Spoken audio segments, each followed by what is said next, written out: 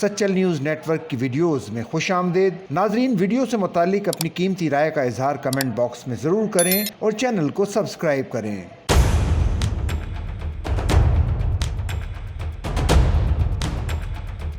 پاک بحریہ کے جہاز PNS اسلط نے صومالیہ کے مشرقی ساحل پر بحیرہ عرب میں بحری قزاقوں کے خلاف گشت شروع کر دیا ہے۔ PNS اسلط نے کمبائنڈ ٹاسک فورس CTF 151 کی معاونت کے لیے صومالیہ کے مشرقی ساحل سے دور بحیرہ عرب میں انسداد قزاقی گشت کا آغاز کیا ہے۔ کمبائنڈ ٹاسک فورس CTF 151 کی قیادت اس وقت پاک بحریہ کر رہی ہے۔ Directorate general public relations Pakistan navy کی طرف سے جاری ہونے والے پریس ریلیز میں بتایا گیا ہے کہ پاک بحریہ کی زیر قیادت CTF 151 خلیج عدن، سوق و تراغیب کے آس پاس اور صومالیہ کے مشرقی ساحل پر بحری قزاقی کے خطرے سے نمٹنے کے لیے خطے میں اپنی موجودگی بڑھانے کے لیے فعال اقدامات کر رہی ہے۔ ان کوششوں کا مقصد بحری قزاقی، مسلح ڈکیتی اور دیگر غیر قانونی سرگرمیوں کو روکنا ہے تاکہ اہم سی لائنز آف کمیونیکیشنز کی حفاظت یقینی بنائی جا سکے۔ PNS اسلط کی تعیناتی بحری قزاقی اور مسلح ڈکیتی سے نمٹنے کے لیے پاکستان نیوی کے پختہ عزم کی عکاسی کرتی ہے۔